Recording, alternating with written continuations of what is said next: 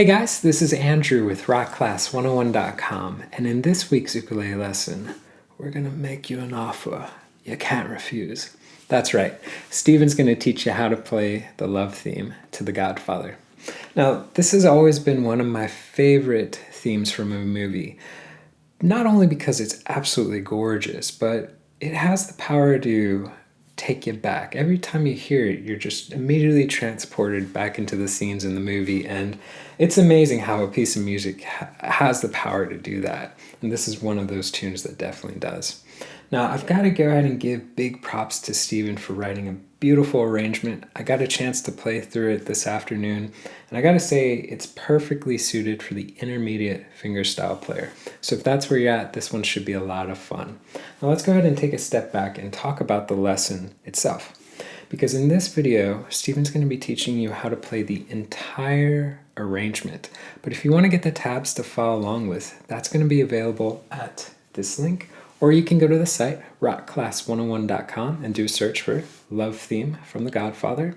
You will also find on that page the really cool interactive on-screen tab viewer. This is a really cool feature where you can hit play, you can watch the tab scroll across in real time, you can highlight bars to loop sections, slow it down to any speed you wish. Just a great asset in learning this song that much easier. Alright guys, so I'm going to go ahead and hand it off to Steven to teach you how to play this. Don't forget to grab the low G ukulele for this one, and then I'll see you at the end of the video.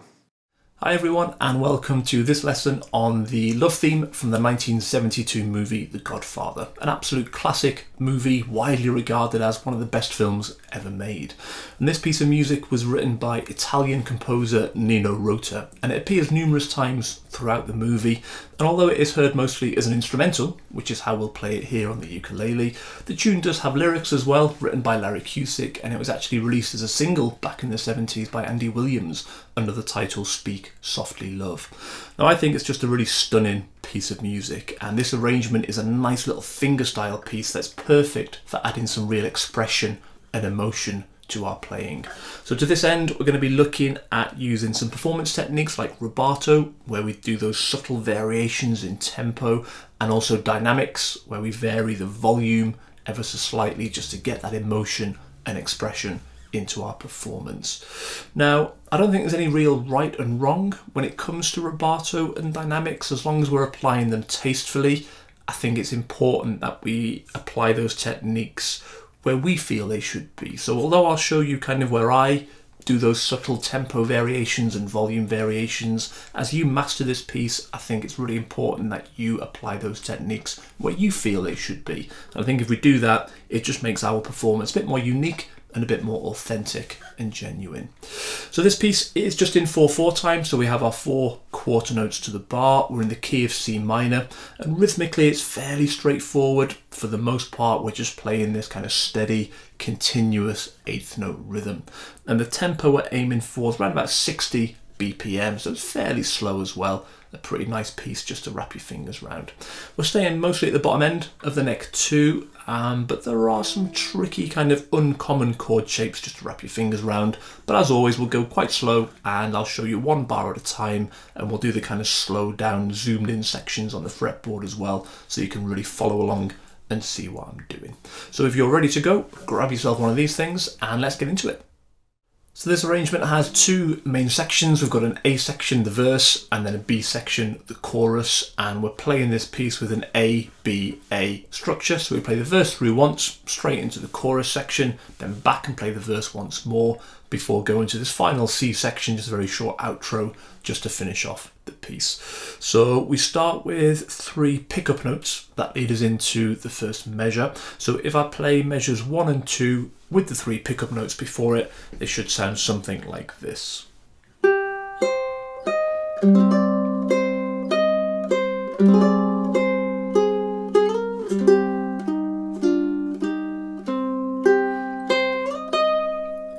Okay, so if we start with these 3 pickup notes, what we're going to do is bar the A and the E string at the 3rd fret with the first finger. So sort of flatten it down, put the pressure on both of those strings at the same fret, and then we're going to play the E string at the 3rd, single note pick, then the A string at the 3rd, and then add the pinky on to the A string at the 6th, leaving the bar on and playing those 3 notes. So the E, the A, and the A string at the 6th. Now if we think about counting this pickup bar, we would be sort of counting on our head 1 and 2 and 3.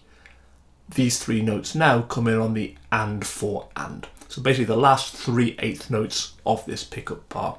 So we'd have 1 and 2 and 3 and 4 and that takes us into beat 1 of measure 1, the first proper measure, where we come in with this shape here. Okay, so all 4 strings together. So measure 1 is all 8th notes, so quite straightforward rhythmically. In fact, most of the piece is just these 8th notes continuing. So we're just playing 1 and 2 and 3 and 4 and beat 1 is this C suspended 2 shape here.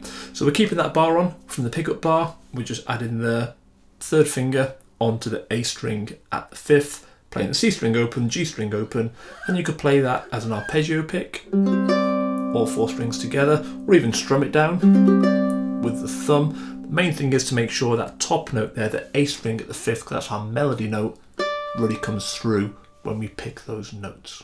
Okay. So then the and after beat 1, keeping this bar on, we're going to take this finger off the 3rd finger just to free up this A string at the 3rd fret and pick that on the and after beat 1. Then on to beat 2, we're going to go up to the 6th fret on the A string, so just add the pinky on and pick that note there. Then the and after beat 2, back to that A string 3rd, so the pinky comes off and we just pick that A string again, being held at the 3rd fret there. And then we're going to put this new shape on, so we're going to put the 3rd finger back onto the A string at the 5th, but then we're going to add the 2nd finger now onto the E string at the 4th, and we're going to play that with the open C and the open G, so all 4 strings together. Now even though these 2 fingers are kind of negating what this is doing, this 3rd fret bar with the 1st finger, looks like we don't need it because these 2 fingers are replacing those notes, but we're going to keep it on anyway because we're going to come back to that bar shortly. So keep the bar on, add these 2 fingers, and then play all 4 strings.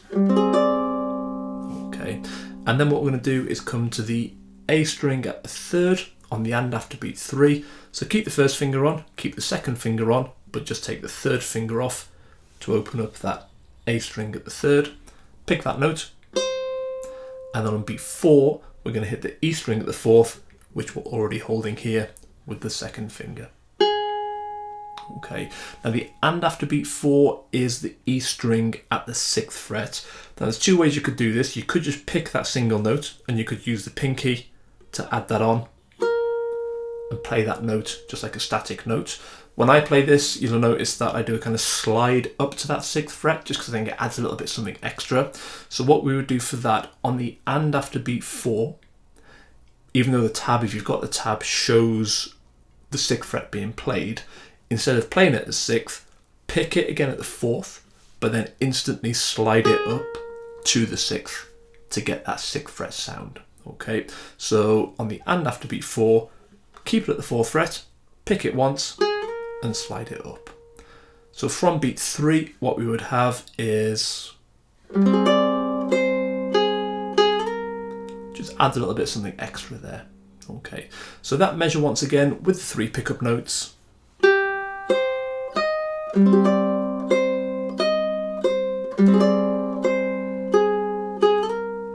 Okay, brill. So on to measure 2, we're now going to come to the E string at the 3rd fret and play that with the open C and the open G. So we're going to bring the hand back down, but really we want to play the E string with the 3rd finger now rather than the 2nd finger. So as you move the hand down, just swap those fingers over so the 3rd finger comes onto the E string and then fret that there at the 3rd fret, play that with the open C and the open G. And that's beat 1. And again, the rhythm here is all 8th notes, so just 1 and 2 and 3 and 4 and. And then that little bit there that we just played on beat 1, picking out the E string at the 3rd as the melody note. Make sure we hear that note. That's the final melody note now of this section. We've got a little quiet section now that we'll play just to kind of fill in the gaps before the melody starts. So everything we've played so far, the 3 pickup notes, all of measure 1, that has all been melody. So we're picking out those notes quite sort of more prominently so we're hearing that melody. But now we're going to do this little quiet section. The next 4 eighth notes are just this little quiet section where we have... Okay, so how are we doing that? So what we're going to do from here, after we've played beat 1, the and after beat 1, keep that finger on, but add the second finger to the C string at the 3rd and just pick that single note. Then on beat 2, we're going to bring the second finger down a fret and the 3rd finger comes off. So the second finger takes a C string at the 2nd, then the 1st finger comes on to the E string at the 1st, and then we play this double stop here, the E and the C together. Just use your 2 fingers together. Play that nice and quietly. And then on the and after beat 2, back up to where we were. So the 2nd and 3rd fingers on the C string and the E string at the 3rd fret. Then play that double stop. Again, nice and quietly. And then on beat 3, take the 2nd finger off to play the C string open. And again, a little bit quieter. And then these last 3 eighth notes, a bit like the pickup bar and 4 and, we're playing the same notes. Okay, but this time we're using different fingers because of where we are from the previous notes that we've played. So we've got the 3rd finger on the E string at the 3rd, so we'll pick that note, but then we'll add the pinky onto the A string at the 3rd. And then because we've kind of got no fingers left now, we'll just use that pinky and move it up to the 6th fret and play that on the and after beat 4. But the good thing about using the pinky for that is it's quite a good finger, I think, for adding a little bit of vibrato, and I'll just add a little bit of something to the end of that measure 2. So as we play that single note pick on the A string at the 6th at the end of measure 2, why not give it a bit of a wobble and give it a bit of a vibrato sound just to start adding that expression into our performance. So those measures 1 and 2, again with the pickup notes, we would have...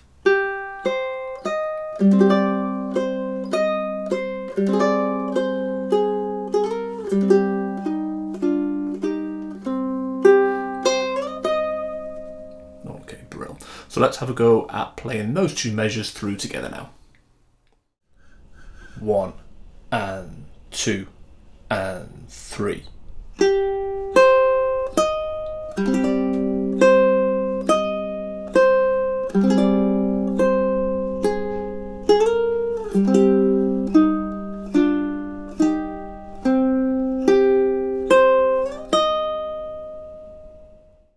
So on to measures 3 and 4, they should sound like this.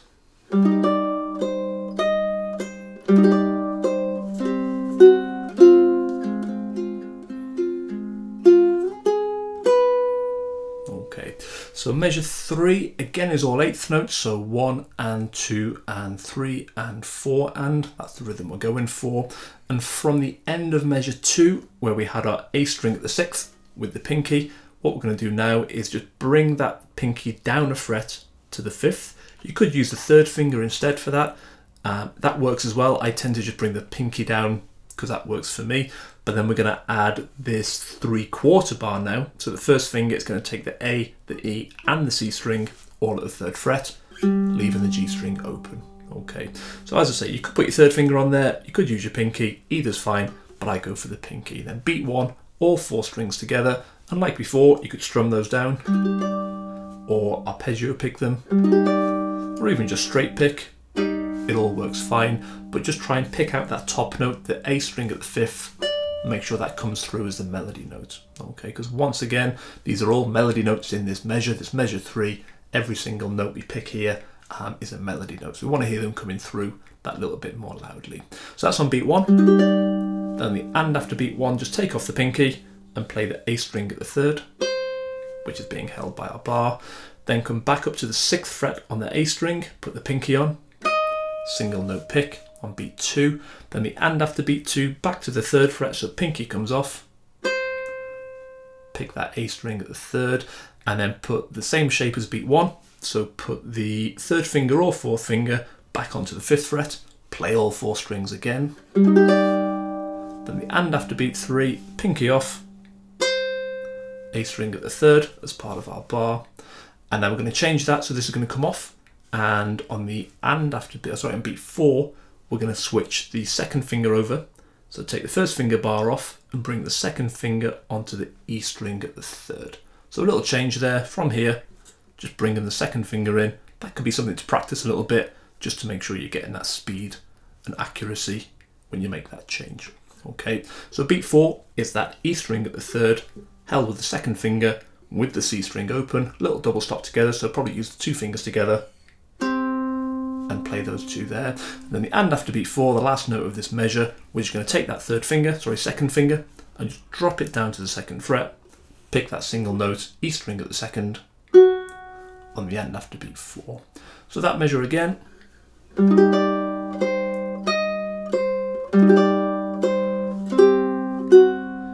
Okay, then we'll carry on into measure 4, complete that little descending sequence of 3, 2, and now 1. So the second finger comes down to the E string at the 1st fret, and again just play that with the C string in the bass. Little double stop there on beat 1.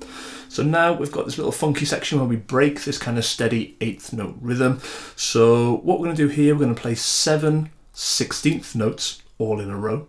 So we're going to start on the and after beat 1 and play and 2, E and 3. And what we're going to do for that, we're going to keep the second finger on the E string at the 1st, C string open, but then loop the first finger over the top onto the G string at the 1st. Make sure that the C string is open and rings well.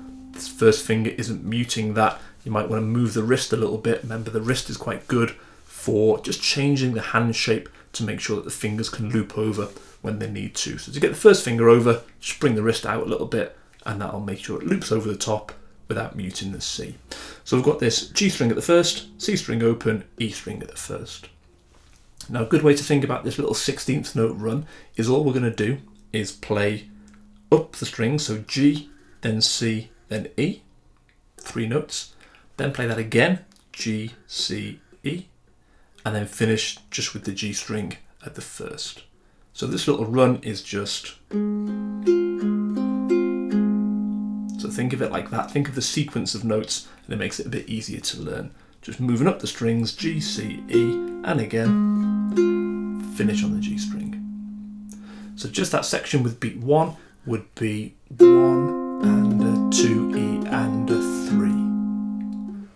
1 and 2 E and 3. Okay, and then these last 3 8th notes are melody notes again. So that little 16th note run was a little bit quieter because that's just a little filler section.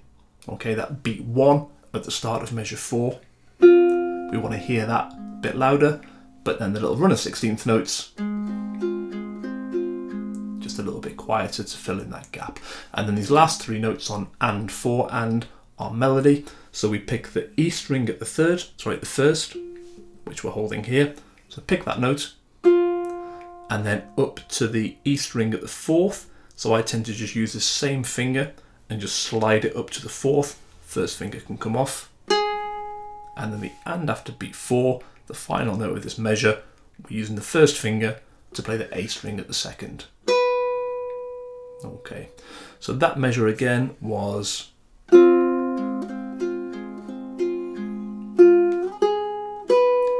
if we play it with measure 3, we would have,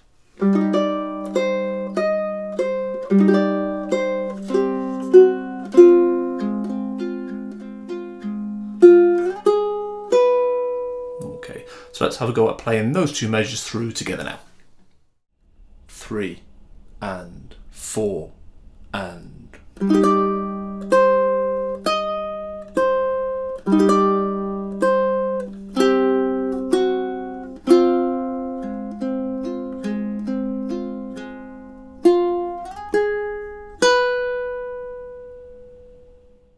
So on to measures 5 and 6 now. They should sound like this.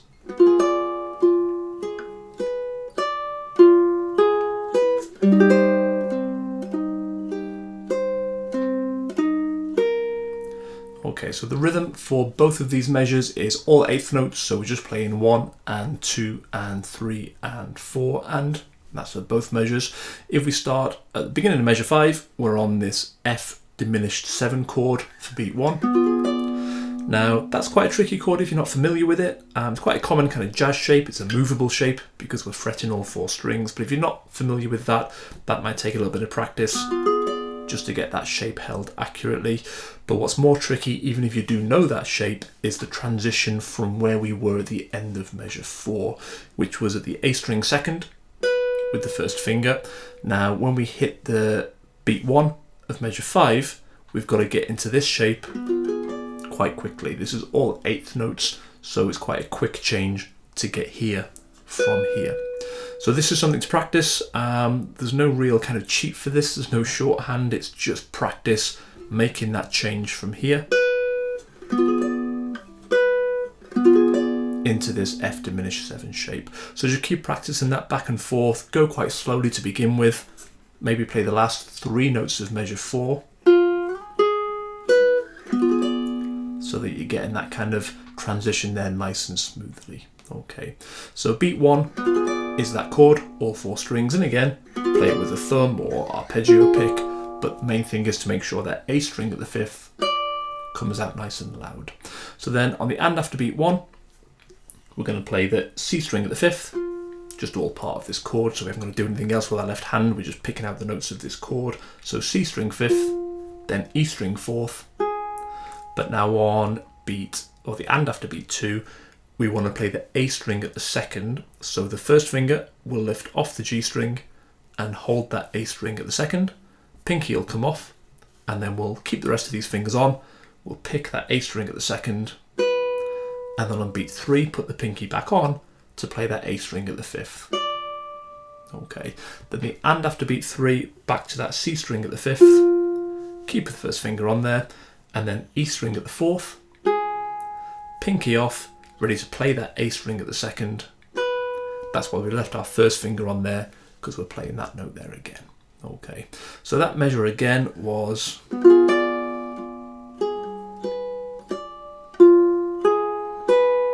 Okay, then we go into measure 6. We then complete this little melody section with the C minor chord. Okay, so that A string at the 3rd, that's the melody note we want to hear coming through.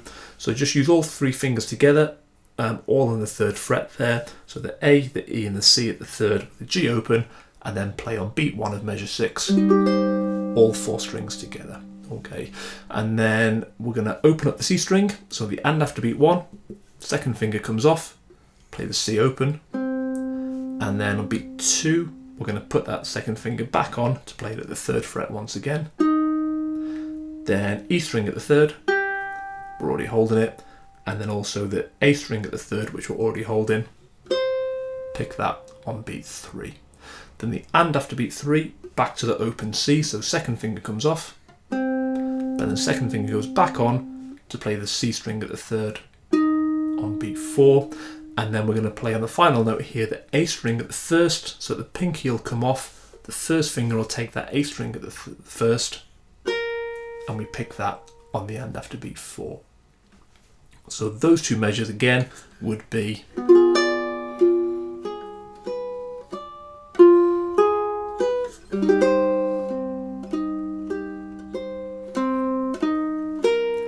okay, so if you listen to that carefully, you may notice that some of those bits were played a little bit louder and some a little bit quieter, and that was intentional. The way these 2 measures work, and they've got the same kind of structure. Beat 1 is melody, so we want to play that chord and the top note of the chord a bit louder because we want to hear it coming through as part of the melody. But then the next 4 notes, the next 4 8th notes are filler notes, kind of like an echoing of the melody that we've just played, but we play those a little bit quieter. So the next 4 notes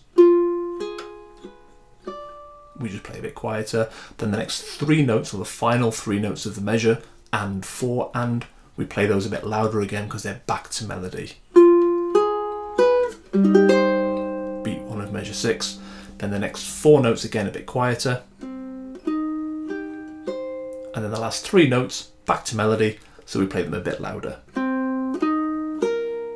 Okay, so let's have a go at playing those 2 measures through together now.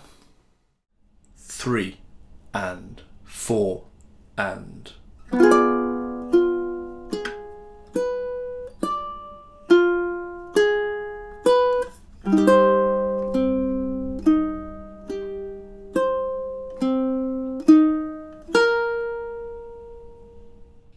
On to measures 7 and 8 now. They should sound like this.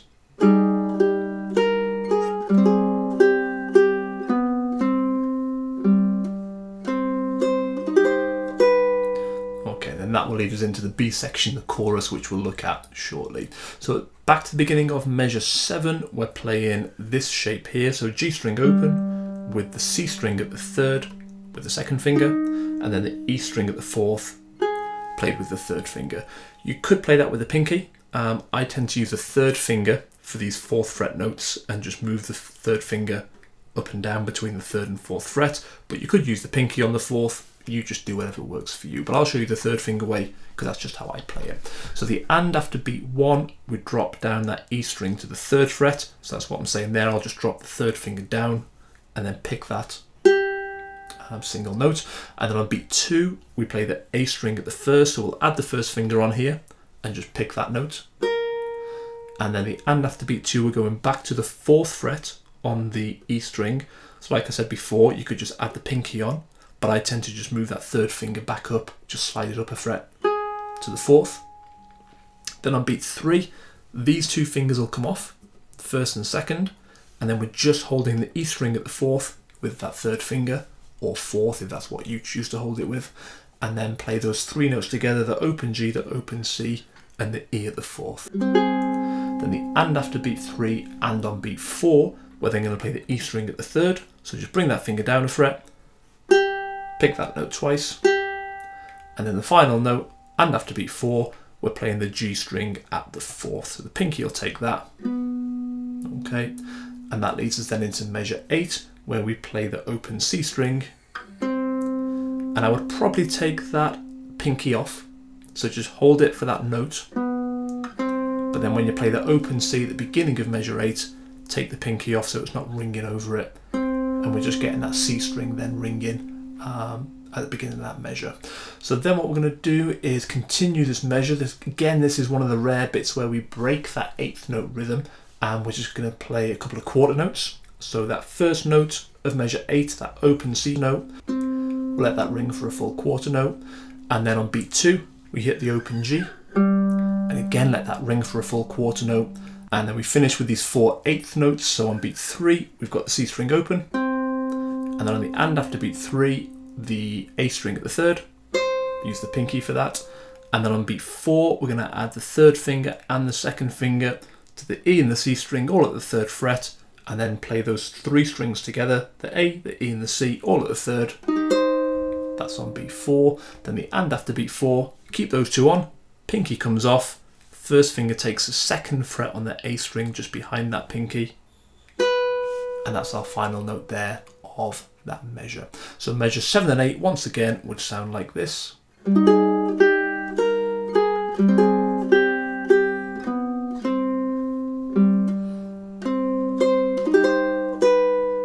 Okay, brill. So let's have a go at playing those 2 measures through together now. 3 and 4 and.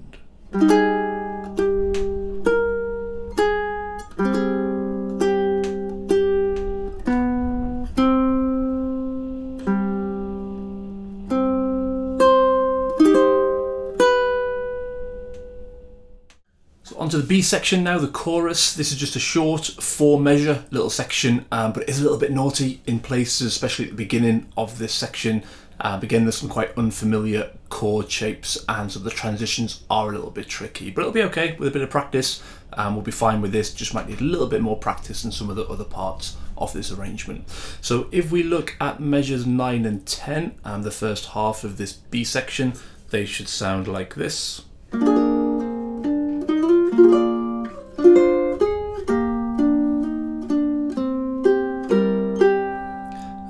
So in terms of these kind of performance techniques like rubato and dynamics and things like that, when I get to this chorus section, I tend to kind of keep the volume quite a bit higher, a bit more sort of consistent, play the section probably a little bit louder, and don't do too much in terms of rubato, just kind of play it at a fairly constant tempo with a bit more volume, because it's quite sort of big and orchestral, this section on the original piece.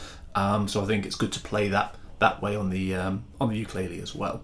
So if we look at the first part of this section, so measure 9, the rhythm we're playing here is 1 and 2 and 3, 4 and.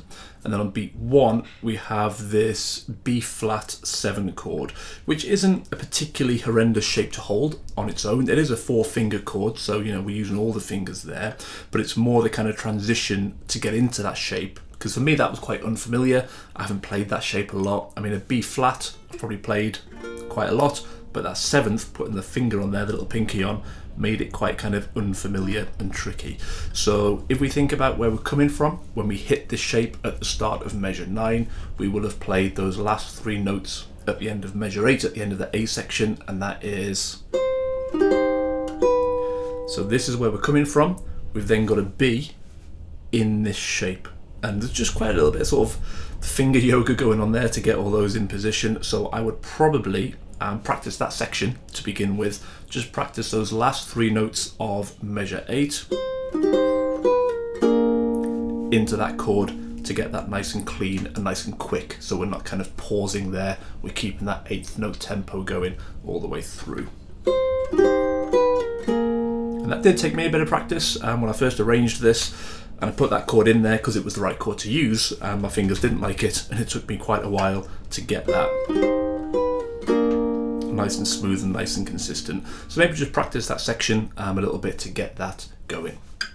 So then once we play that on beat 1, we play all 4 strings, that B flat 7 chord. We then, on the and after beat 1, this next note we're not going to pick, we're just going to achieve it with a pull off of this 2nd finger, which is currently on the C string at the 2nd fret. We just pull that off to get that open C note sound there. So beat 1 and the and after beat 1 is just that. And then on beat 2, we just put that 2nd finger back on where it was, C string at the 2nd, and just pick that single note. And then what we're going to do now, for the next note, we're going to take this 3rd finger off the bass string, off the G string, and we're just going to move it up a string onto the C string at the 3rd fret there, and just pick that single note as well. Okay, so that little section there is just... Okay, so now onto beat 3. This is still a B flat 7th chord, but we need to move it into a different position because we need a higher melody note. We need the A string at the 5th as our melody now. So the way to do this is another tricky transition because it's an unfamiliar chord shape. It's all 4 fingers holding the chord as well. So the 3rd finger, keep on the C string at the 3rd fret and just slide it up to the 5th, and keep the pressure on and get that slide sound, because I think it helps that transition and kind of links those 2 chords together so it doesn't feel like we're breaking that chord, if you know what I mean. So from there, slide it up to the 5th, and then on beat 3 we then have to get the rest of the fingers into this B flat 7 shape. So a little bit tricky again to get all those on in time and keep the rhythm going. So once we've got the 3rd finger moved up, 1st finger takes the G string at the 3rd, 2nd finger on the E string at the 4th, and then the pinky on the A string at the 5th, and we've got our B flat 7 chord there with that A string at the 5th, melody note at the top. Okay, so that section once again. That's where we are now. So then we let that ring for a quarter note, and then on beat 4 we're going to come down to this B flat 9 chord, and a little bit like we slid that 3rd finger up to the 5th fret, I would keep the pinky on here on the A string at the 5th and slide it down to the 3rd, ready for this next shape on beat 4. The rest of the fingers can come off, but think about where they're going to go. The 1st finger is going to take the E string at the 1st, and the 2nd finger is going to take the C string at the 2nd.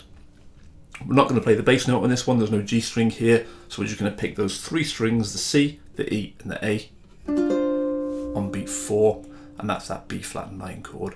Then the and after beat 4, the way I do this is use the 3rd finger and kind of just stretch it over and leave the rest of the fingers on as long as you can so we don't cut that ringing sound of that chord. But it will have to come off because when we bring the 3rd finger over, it doesn't quite reach this 4th fret where it's going. So reach it over, and at the last minute, as these fingers are kind of stretching a bit too much, let them come off and just let the 3rd finger land on the E string at the 4th, and just pick that single note on the and after beat 4. Okay, so that measure 9 once again.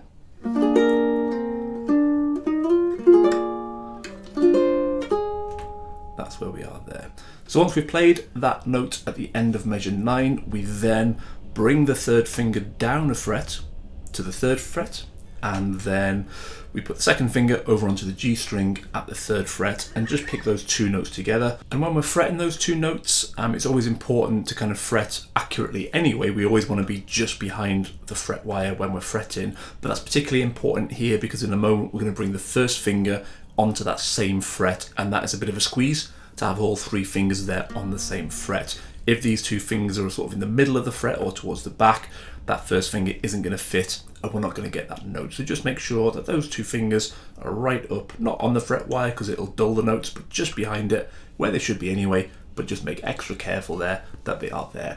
So that's beat 1, those 2 notes. Then on the and after beat 1, we're going to play the C string at the 2nd. We'll put the 1st finger on for that, and then we'll pick that note on the end after beat 1. But then on beat 2, we're then just going to slide that finger up to that 3rd fret and get that 3rd fret sound, but by the slide up, not by picking it. Okay, so those first sort of 3 notes of measure 10 are, so we get that slide sound there. Then the and after beat 2, we just move that 1st finger back to that 2nd fret where it just was, pick that note, and then on beat 3, take that 1st finger off and just play the open C on its own there. We're leaving these 2 fingers on all the time so they carry on ringing from beat 1. And this little section here, we play a little bit quieter.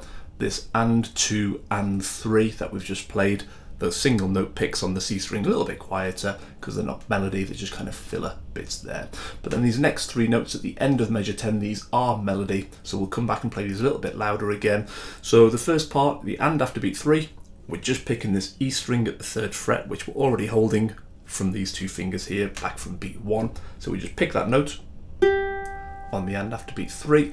Then beat 4, we're going to take these off now. The 1st finger is going to take the A string at the 1st fret, and that's it. We play that with the G string open, and that's on beat 4.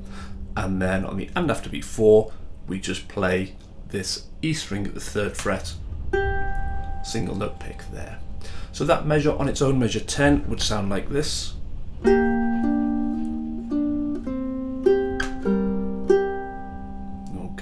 So if we put those together, once more, measures 9 and 10.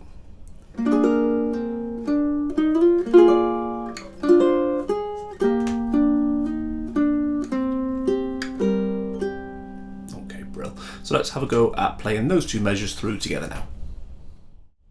3 and 4 and...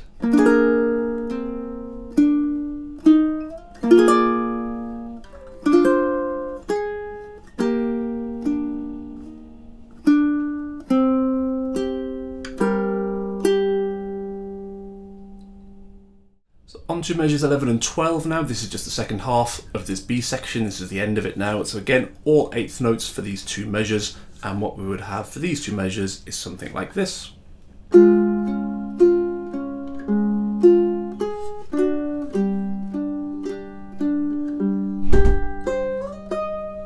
that leads us back then into the A section, which we'll repeat after we've done these 2 measures here. So these aren't too bad. In terms of left hand fingering compared to the first 2 measures we just looked at. Most of the tricky bits and tricky chord shapes were in those first 2 measures, measures 9 and 10. This bit is a little bit easier. I would say that this first note here, this 1st fret bar, that always can be a little bit tricky. And this is something to look at on your ukulele as well, because what I'd suggest, if you're finding that really, really hard and you're just having to press down so hard with your thumb to get those notes ringing and not buzzing, you know, don't question yourself, don't question your technique, don't question your finger strength necessarily. Have a look at your ukulele, because most ukuleles out there probably aren't set up as well as they could be. Now, most sort of cheaper ukes that are maybe sort of factory built, they tend not to be set up in the factory they come from. The nut will just be notched so that the strings kind of sit in the right place, but they won't have been filed perfectly to get them all at the right height and get the action nice at the nut there. And if you look kind of down between the strings and the 1st fret, if you've got quite a big gap there and the height of the strings above the fret, you know, is quite high, that's a bad action. That's not been set up, and you're going to find it really hard to press that first finger down.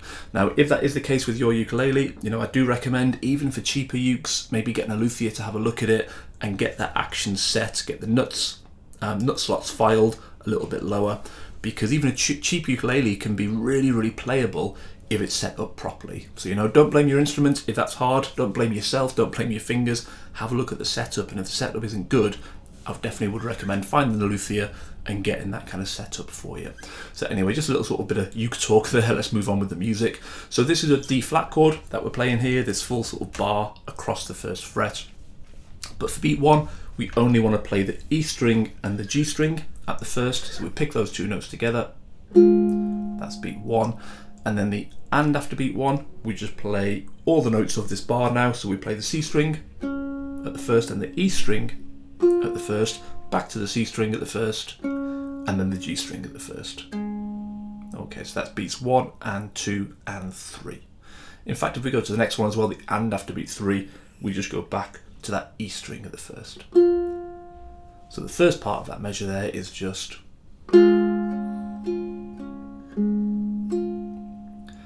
okay.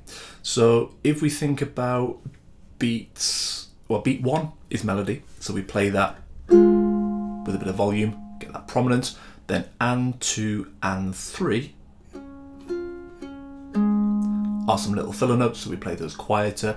But then the and 4 and are back to melody, so we play those louder again. So the and after beat 3 was that E string at the first, so we pick that a little bit louder.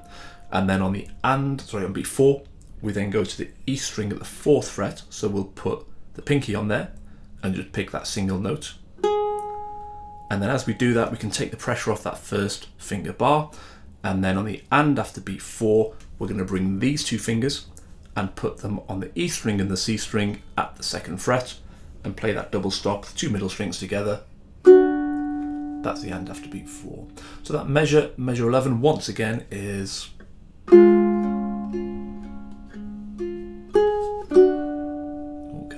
and then if we take that into measure 12, we then go to this G5 chord where we just bring the 3rd finger up 1 fret. So just take that up to the 3rd fret, take the 2nd finger off as you do that. So we're just holding that note, that G note there, E string at the 3rd. And then we pick that note with the open G. That's beat 1. And all the 8th notes again here, like I mentioned, both these measures are all just 8th notes. So the and after beat 1, we then put the 1st finger on to the C string at the 2nd, pick that note. And a little bit like the previous measure, we've got the same kind of picking pattern now, just playing strings around this chord. So the and after beat 1 is the C string at the 2nd, then we play the E string at the 3rd, which we're already holding, back to the C string, and then the open G on beat 3. And those little notes there are all a little bit quieter, they're all filler notes. So beat 1 is melody, then this next run of 4 notes, a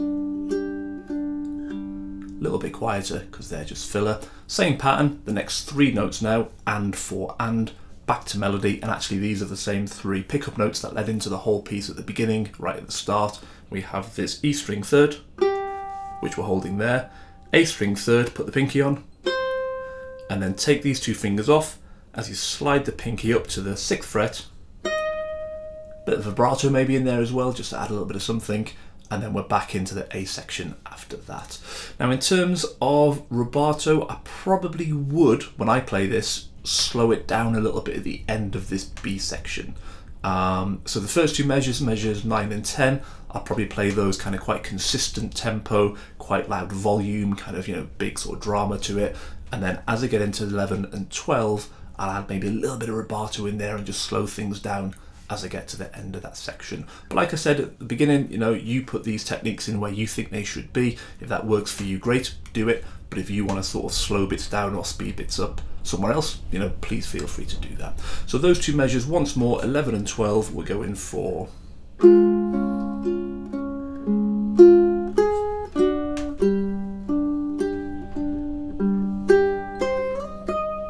Okay, so let's have a go at playing those 2 measures through together now. 3 and 4 and.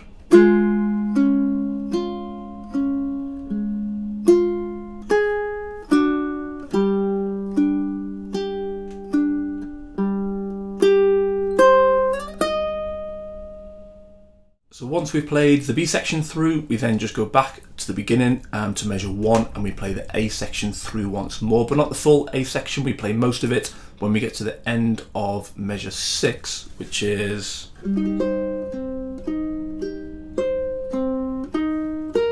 At this point now, we don't go on to measure 7, we jump to this C section, the outro, and we just have these 2 measures now just to finish off the entire arrangement. So measure 13, the first measure of this outro section, the C section, is really just the same as measure 7, except the very last note of it. So most of this measure is just the same as measure 7.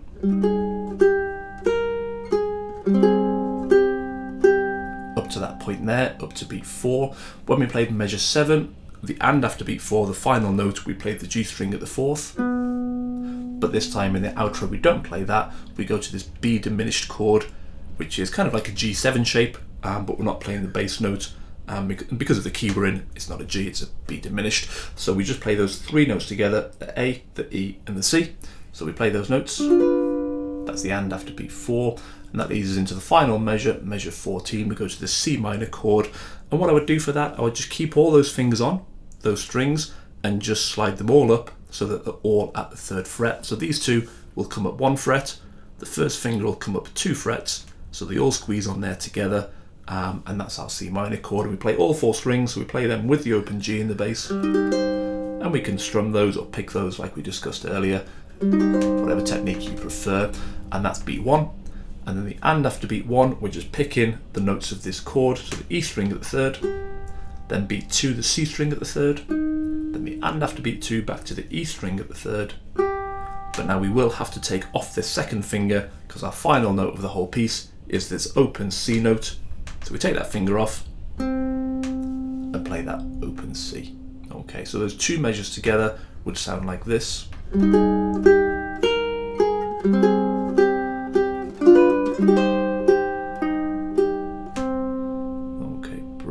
So in terms of the kind of dynamics here and rubato and things like that, often with pieces, when you get to the end, not always, but often we'll kind of slow down towards the end and just kind of fade out and slow down. In this arrangement, I think it works better to do the opposite of that actually, and for the sort of big dramatic finish, when I play these 2 measures, I tend to maybe not speed up, but certainly play kind of with more volume. I certainly wouldn't slow them down. And I would probably play a little bit louder as we get into these, bit of a crescendo at the end there, just to add a kind of dramatic finish. Okay, so...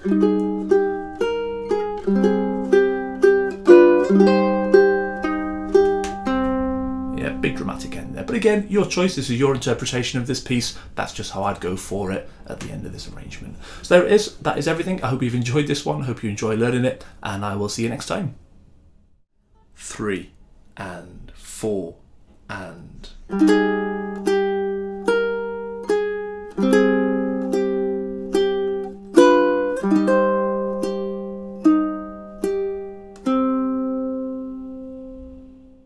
Alright guys, so I hope you enjoyed learning how to play this tune. Again, it's one of my favorite love themes from a movie, and it really has the power to transport you back into the scenes of the movie. It's just amazing composition and songwriting. Now, I want to go ahead and give you a friendly reminder that if you wanted to get the tabs to print Keep for Your Records, that was available at this link, or you can go to the site rockclass101.com, do a search for Love Theme from The Godfather, and also don't forget on that page was the really cool interactive on-screen tab viewer. You can literally hit play, you can watch the tab scroll across in real time, you can highlight bars, loop sections, slow it down, all that fun jazz. So guys, again, I hope you enjoyed learning this, and we'll see you in the next one. Take care.